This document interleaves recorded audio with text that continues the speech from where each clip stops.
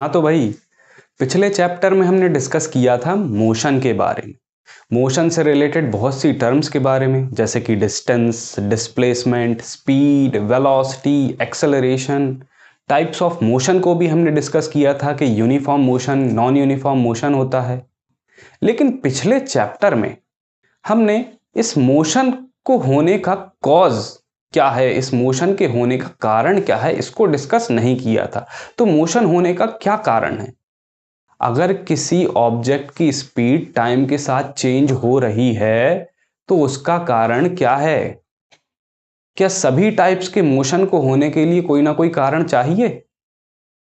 तो इन सारे सवालों के जवाब के लिए अब हम आगे इस चैप्टर में डिस्कशन अपना कंटिन्यू करते हैं। तो हम अपनी डे टू डे लाइफ में देखते हैं कि अगर हमें किसी ऑब्जेक्ट को रेस्ट से मोशन में लाना है या फिर किसी मूविंग ऑब्जेक्ट को रेस्ट में लाना है तो हमें उस ऑब्जेक्ट पर कुछ ना कुछ एफर्ट करना पड़ता है, कुछ ना कुछ हमें एफर्ट लगाना पड़ता है, तब जाकर वो मूविंग ऑब्जेक्ट रेस्ट में आती है या कोई स्टेशनरी ऑब्जेक्ट मोशन में आती है।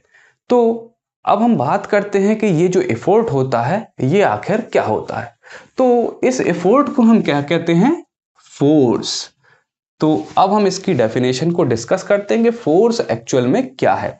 So force is the effort needed to bring a body from rest into motion.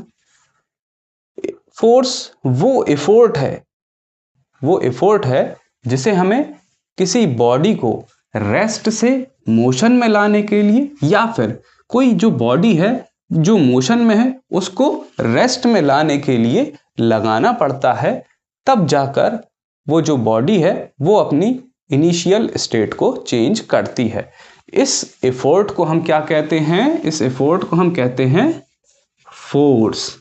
अब ये फोर्स किस तरीके से हो सकता है? तो it may be either in the form of, अब ये जो फोर्स है ये किसी भी फॉर्म में हो सकता है। किन किन फॉर्म को हमने डिस्कस करना है यहाँ पे?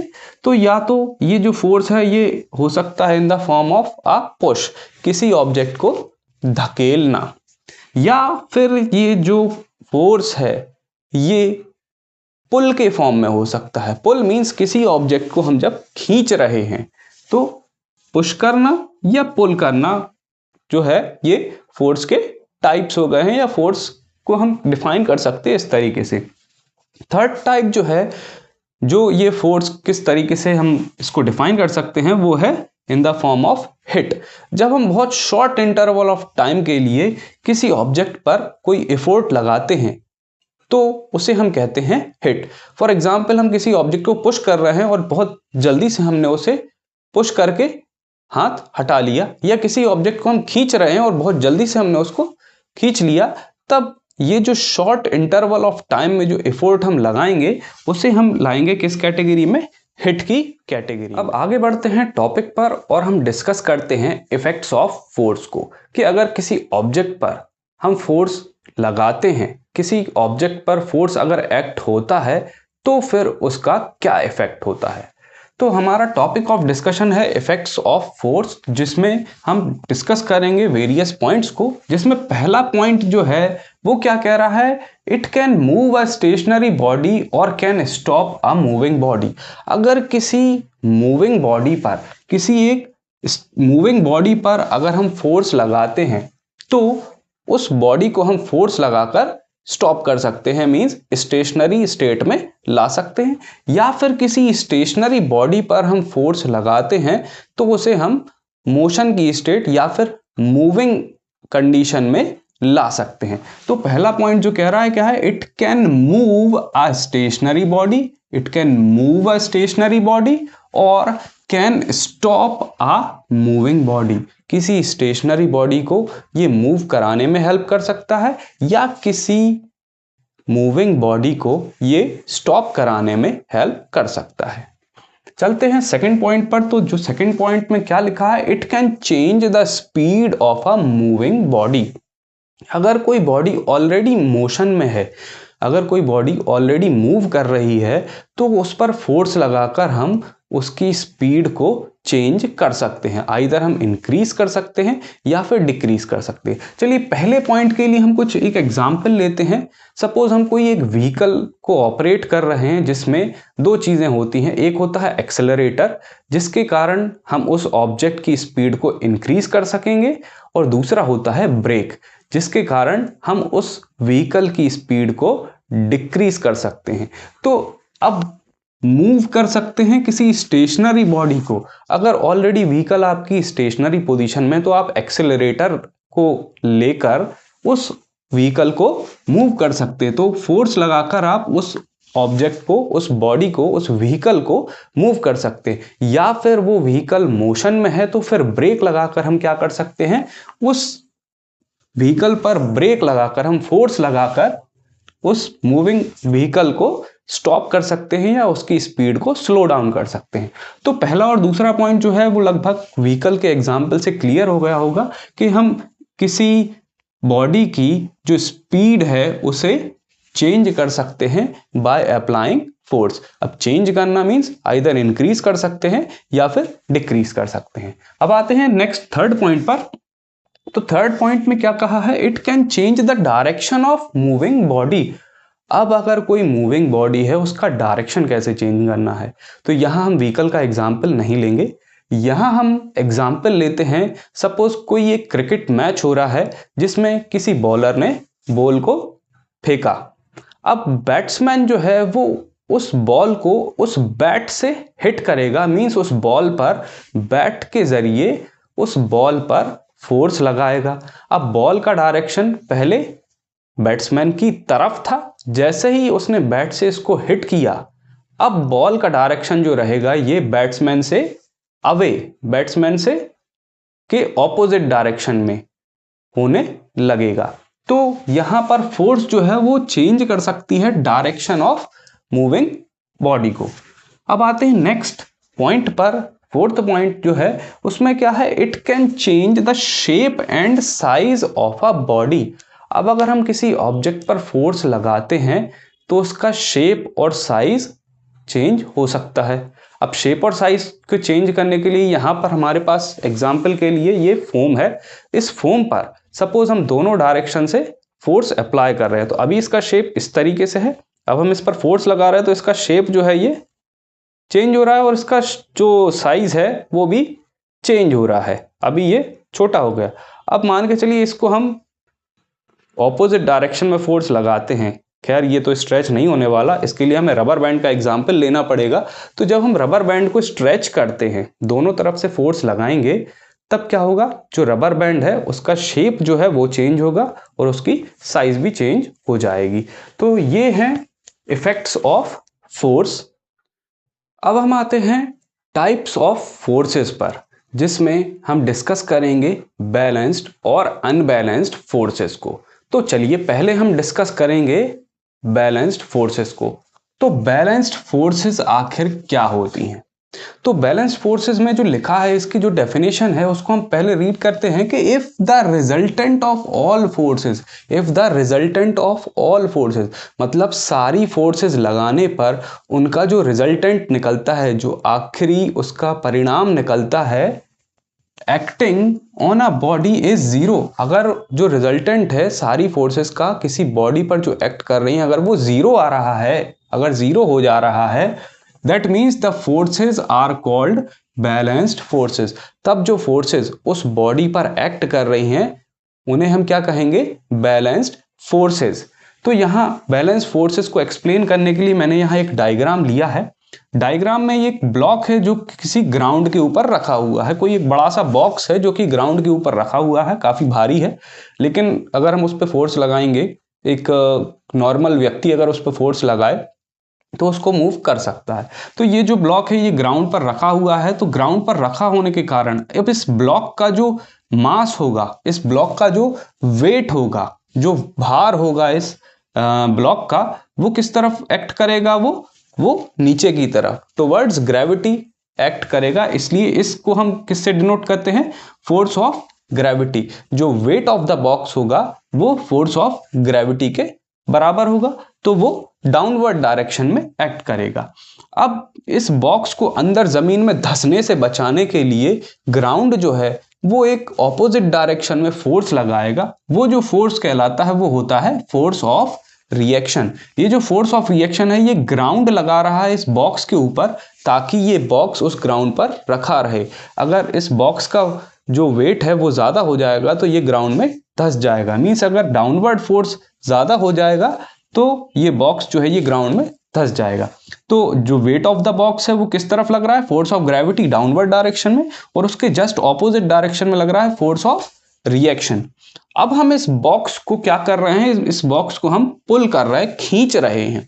तो हमने यहाँ जो फोर्स लगाया फोर्स ऑफ पुल वो इस डायरेक्शन में लगा रहे हैं टुवर्ड्स, कहें कि आपका जो लेफ्ट रहेगा उस डायरेक्शन में हम उस फोर्स ऑफ पुल को एक्ट करा रहे हैं, लगा रहे हैं। तब क्या होगा, अब इस बॉक्स का जो साइज है तो इस बॉक्स और ग्राउंड के बीच में फ्रिक्शन आएगा, घर्षण आ जाएगा, जिसके कारण क्या होगा, ये जो फोर्स ऑफ फ्रिक्शन है ये इसको इस डायरेक्शन में खींचने से रोकेगा, रेजिस्ट करेगा। दैट मीन्स जो फोर्स ऑफ फ्रिक्शन लगेगा वो जिस डायरेक्शन में हम फोर्स लगा रहे हैं उसके ऑपोजिट डायरेक्शन में ये एक्ट करेगा। तो हम यहाँ देख रहे हैं कि अभी हम इस कंडीशन में है कि हमने उतना ही फोर्स लगाया है कि जितना फोर्स ऑफ फ्रिक्शन है। अब इस फोर्स का जो लिमिट है वो इतना है कि अगर इस फोर्स जितना हम इस तरीके से इधर खींच रहे हैं, अब इधर इस फोर्स में अगर एक चींटी बराबर भी फोर्स हम अगर लगा दें तो ये बॉक्स जो है ये इस डायरेक्शन से मूव करने लगेगा। लेकिन अभी हम उस कंडीशन की बात कर रहे हैं कि जो डाउनवर्ड फोर्स है वो इक्वल है अपवर्ड फोर्स के, और जो लेफ्ट साइड का फोर्स है वो इक्वल है राइट साइड के फोर्स से।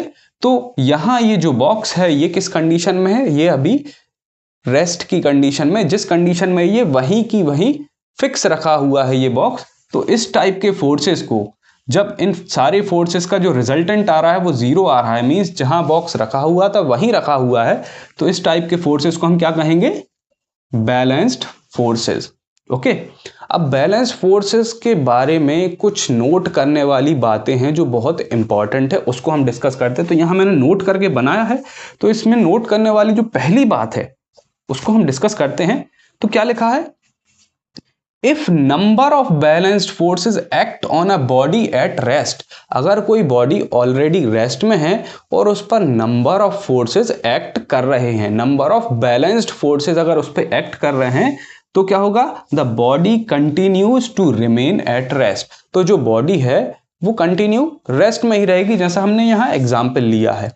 बॉडी जो है उसमें अगर नंबर ऑफ बैलेंस फोर्सेस लग रहे हैं और बॉडी ऑलरेडी रेस्ट में है तो वो बॉडी रेस्ट में ही रहेगी।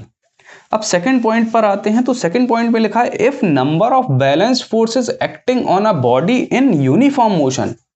अब हमने यहां बात ली है कि कोई बॉडी है जो यूनिफॉर्म मोशन में है, उस पर number of balance forces act कर रहे हैं, उस पर नंबर ऑफ बैलेंस फोर्स लगा रहे हैं या लग रहे हैं। तब क्या होगा, the body continues to remain in uniform motion. तब भी क्या होगा, जो बॉडी है जिस स्टेट में थी, आइदर रेस्ट में थी, नंबर ऑफ बैलेंस फोर्स लग रहे हैं तो रेस्ट में ही रहेगी, और अगर यूनिफॉर्म मोशन में है और उस केस में भी अगर नंबर ऑफ बैलेंस फोर्सेस लग रहे हैं तो वो यूनिफॉर्म मोशन में ही रहेगी। अब थर्ड जो इंपॉर्टेंट पॉइंट है वो है कि balanced forces can only change the shape of body, can only change the shape of body. Balance forces के कारण क्या होगा, सिर्फ बॉडी का जो शेप है वो चेंज होगा। बाकी अगर बॉडी इनिशियली रेस्ट में थी और फोर्सेस एक्सर्ट कर रहे हैं उस पर बैलेंस फोर्सेस, तो वो रेस्ट में ही रहेगी। और अगर बॉडी यूनिफॉर्म मोशन में है और उस पर हम नंबर ऑफ बैलेंस फोर्सेस लगा रहे हैं तो वो यूनिफॉर्म मोशन में ही रहेगी। सेकेंड टाइप ऑफ फोर्सेस जो कि कहलाते हैं अनबैलेंस्ड फोर्सेस, उनको हम डिस्कस कर रहे हैं अब। तो अनबैलेंस्ड फोर्सेस में जो डेफिनेशन है इसके बारे में जो लिखा है पहले हम उसको पढ़ लेते हैं, देन उसको हम समझते हैं कि क्या है। कि if the resultant of all forces acting on a body is not zero, अगर किसी बॉडी पर लगने वाले जो सारे फोर्सेस है, सारे अनबैलेंस्ड फोर्सेस हैं, उनका रिजल्टेंट अगर जीरो नहीं होता, जीरो अगर नहीं होता then the forces are called unbalanced forces. तब वो फोर्सेस क्या कहलाती हैं? Unbalanced forces. तो अनबैलेंस्ड फोर्सेस के बारे में भी ये बहुत इंपॉर्टेंट कुछ चीजें हैं जिनको मैंने नोट करके लिखा है। तो पहले बात करते हैं फर्स्ट पॉइंट की कि unbalanced forces can move a body at rest. Unbalanced force, कोई अगर बॉडी रेस्ट में है तो उसे मोशन में ला सकती है, उसे मूव कर सकती हैं। और या फिर they can stop a moving body, या फिर किसी मूविंग बॉडी पर अनबैलेंस्ड फोर्स अगर लग रहे हैं तो वो मूविंग बॉडी स्टॉप हो सकती है। सेकंड पॉइंट पर आते हैं। तो सेकंड पॉइंट में ये है कि to move a body at rest, अगर कोई बॉडी जो रेस्ट में है अगर हमें उसे मूव कराना है, उसे मूविंग कंडीशन में लाना है, we must apply a greater force, we must apply a greater force than the force of friction। तो हमें फोर्स ऑफ फ्रिक्शन से ज़्यादा फोर्स लगाना पड़ेगा उस बॉडी पर, तब वो बॉडी रेस्ट से मोशन में आएगी। अगला इंपॉर्टेंट पॉइंट जो है वो है कि if there were no unbalanced force of friction, in case of absence of unbalanced force of friction, unbalanced force of frictions जो फोर्सेस होते हैं उनकी एब्सेंस में अगर ये नहीं होंगे, फोर्स ऑफ फ्रिक्शन जो हैं अगर अनबैलेंस्ड फोर्स ऑफ फ्रिक्शंस नहीं होंगे तो क्या होगा? अ moving body will go on moving forever. तो अगर कोई बॉडी जो है वो मोशन में है और फोर्स ऑफ फ्रिक्शन नहीं है, अनबैलेंस्ड फोर्स ऑफ फ्रिक्शन नहीं लग रहा है उसके ऊपर, तो वो बॉडी हमेशा के लिए मूव करती रहेगी, करती रहेगी, करती रहेगी। तो अब यहाँ बात आई है कि फोर्स ऑफ फ्रिक्शन क्या होता है, फोर्स ऑफ फ्रिक्शन क्या होता है। तो चलिए डिस्कस करते हैं कि फोर्स ऑफ फ्रिक्शन एक्चुअल होता क्या है। तो force of friction, the force that opposes motion, force that opposes motion, जो मोशन को रेजिस्ट करे, जो मोशन को होने से रोके, ऐसा फोर्स क्या कहलाता है? Friction. So the force that opposes motion of bodies, किसी भी बॉडी के मोशन को होने से अगर जो रोक रहा है फोर्स, वो कहलाता है फोर्स ऑफ फ्रिक्शन। ओके, अब ये फोर्स ऑफ फ्रिक्शन क्यों आता है? So this arises due to the irregularities between the two surfaces in contact। जो दो surfaces आपस में एक दूसरे के कांटेक्ट में होती हैं उनके बीच में irregularities होने के कारण, ये दो जो surfaces हैं ये अगर दोनों खुरदुरी हैं और इन दोनों खुरदुरी सरफेस एक दूसरे के साथ कांटेक्ट में है इस तरीके से, तो इनके बीच में जो है फ्रिक्शन आएगा। फॉर एग्जाम्पल आप अपने हाथ को गौर से देखिए, आपके हाथों पर लकीरें बनी हुई हैं, फिंगर के प्रिंट्स हैं, तो ये हम इनको मान सकते हैं कि ये इरेगुलरिटीज़ हैं। अब आप क्या कीजिए, अपने एक हाथ से अपने दूसरे हाथ को इसके ऊपर रखिए और इनको एक दूसरे के ऊपर रब कीजिए। तो कोई एक फोर्स जो बीच में आ रही है जिसके कारण ये क्या कर रही है, ये फोर्स ये इन दोनों हाथों के मोशन को रेजिस्ट करने की कोशिश कर रही है, लेकिन आप इतना ज़्यादा फोर्स लगा रहे हैं कि ये जो फोर्स ऑपोजिंग फोर्स है वो इसके इफेक्ट को किस में चेंज कर दे रही है? हीट के इफेक्ट में। तब आपके हाथों के बीच में गर्मी आ जा रही है। तो ये जो गर्मी आने का जो रीज़न है, ये जो कारण है, ये है फ्रिक्शन। एक बहुत इंपॉर्टेंट बात जो मैं बताना ही भूल गया वो ये है कि इस चैप्टर में हम जो टर्म यूज करेंगे फोर्स, वो यूज हम करेंगे अनबैलेंस्ड फोर्सेस के लिए, क्योंकि अनबैलेंस्ड फोर्सेस के कारण ही कोई ऑब्जेक्ट जो मोशन में है वो रेस्ट में आती है, और अगर कोई बॉडी जो है, कोई ऑब्जेक्ट जो है वो रेस्ट में है, उसे हम मोशन में ला सकते हैं। ये सिर्फ अनबैलेंस्ड फोर्स ही कर सकती है। बैलेंस फोर्स का जो नेट रिजल्टेंट होता है वो 0 होता है।